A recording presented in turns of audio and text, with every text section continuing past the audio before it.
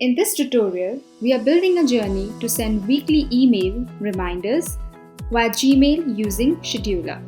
So let's start. Select Scheduler as a trigger.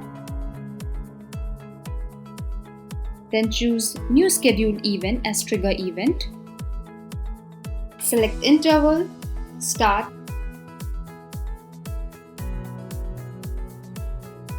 Now in steps, we have to send email using Gmail.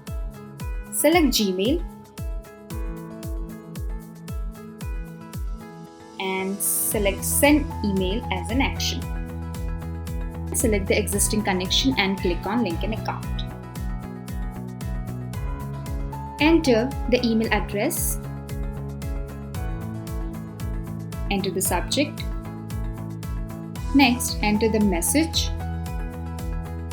We are now ready with our journey. Click on Save Changes and Start Journey. Check the execution. Yes, our journey is executed successfully.